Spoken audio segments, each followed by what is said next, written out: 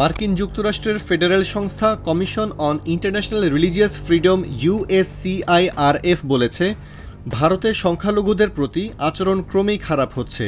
পাশাপাশি শিখ বিচ্ছিন্নতাবাদীদের বিরুদ্ধে কথিত গুপ্ত হত্যার ষড়যন্ত্রে জড়িত থাকার অভিযোগে সংস্থাটি ভারতের বৈদেশিক গুপ্তচর সংস্থা রিসার্চ অ্যান্ড অ্যানালাইসিস উইং এর উপর সুনির্দিষ্ট নিষেধাজ্ঞা আরোপের সুপারিশ করেছে। বার্তা সংস্থা রয়টার্সের প্রতিবেদন থেকে এ তথ্য জানা গেছে। বিশ্লেষকেরা বলছেন, ওয়াশিংটন দীর্ঘদিন ধরে নয়াদিল্লিকে এশিয়া ও অন্যান্য অঞ্চলে চীনের ক্রমবর্ধমান প্রভাবের পাল্টা হিসেবে দেখে আসছে এবং সে কারণেই ভারতে মানবাধিকারের বিষয়গুলো এড়িয়ে গেছে। এই সংস্থাটির সুপারিশ বাধ্যতামূলক না হওয়ায় মার্কিন সরকার সম্ভবত ভারতের গোয়েন্দা সংস্থা এর উপর নিষেধাজ্ঞা আরোপ করবে না।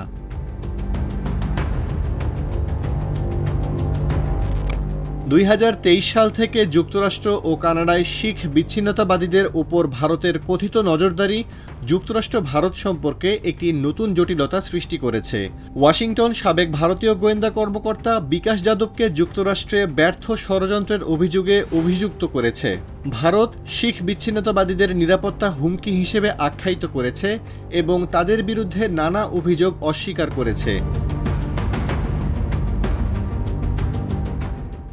মঙ্গলবার প্রকাশিত এক প্রতিবেদনে মার্কিন কমিশন বলেছে, 2024 সালে ভারতে ধর্মীয় স্বাধীনতার পরিস্থিতি আরও খারাপ হয়েছে, কারণ ধর্মীয় সংখ্যালঘুদের উপর হামলা ও বৈষম্য বেড়েই চলেছে।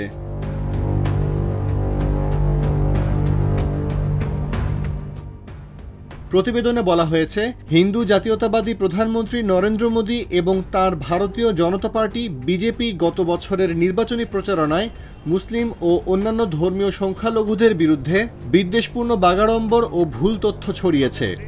গত বছর এপ্রিলে মোদী মুসলমানদের অনুপ্রবেশকারী হিসেবে উল্লেখ করে বলেছিলেন, তাদের বেশি সন্তান আছে।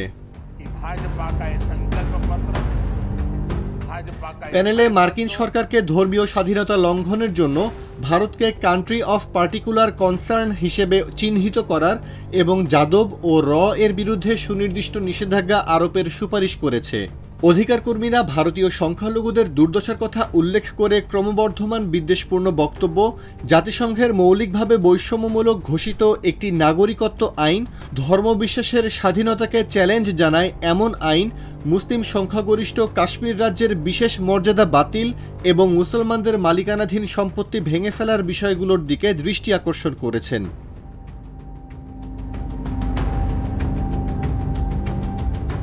এই কমিশন দ্বিদলীয় মার্কিন সরকারি উপদেষ্টা সংস্থা যা বিদেশে ধর্মীয় স্বাধীনতা পর্যবেক্ষণ করে এবং নীতি সুপারিশ করে। 1962 সালে চীনের সাথে যুদ্ধ ও 1965 সালে পাকিস্তানের সাথে যুদ্ধে পূর্বতন ইন্টেলিজেন্স ব্যুরোর ব্যর্থতার জন্য নতুন গোয়েন্দা প্রতিষ্ঠান হিসেবে প্রতিষ্ঠা করা হয়। রিসার্চ অ্যান্ড অ্যানালাইসিস উইংয়ের প্রাথমিক কাজ হচ্ছে ভারতীয় নীতি নির্ধারকদের তথ্য সরবরাহ করা। 1968 সালের সেপ্টেম্বরে প্রতিষ্ঠিত হয় ভারতের রিসার্চ অ্যান্ড অ্যানালাইসিস উইং